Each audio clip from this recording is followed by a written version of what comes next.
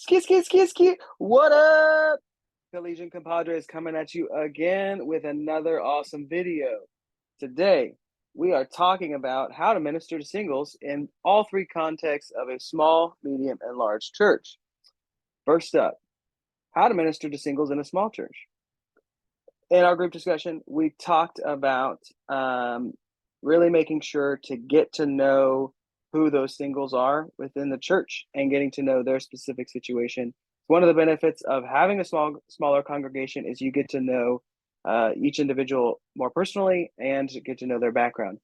The reality of a small church is there's not necessarily going to be a singles ministry already allocated or something like that. So the reality is those singles are probably going to be incorporated into other groups or other, larger contexts. So it's really key to get to know those people, get to know their needs, where they're at, and care for them in that way.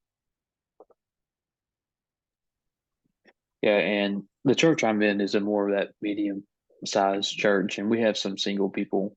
And the biggest thing we just try to do is like we don't have enough to like start a single adult ministry, but even though I think with those we have to be careful with those, but we just try to get them plugged in and try to get them where they know, hey, you serve a purpose within this church, and like Paul said, that is best. You're better off being single just so you can fulfill God's calling on your life without any hesitation, without anything to pull you back. And so just finding a place for them to plug in, whatever ministry it might be, and be like, hey, you can be a person that disciples another, and you can have somebody disciple you, and you can just fulfill that call to go and make disciples and within our church, and just finding them a place to plug in like that. Just because they might not have a kid doesn't mean they can't go disciple a kid, or if they can't find like a senior student that needs somebody to pour into them, they can go do that, whatever it may be. But God's called them to do something, and they are fully capable of going and doing it. Yeah, and I'll speak to the larger churches.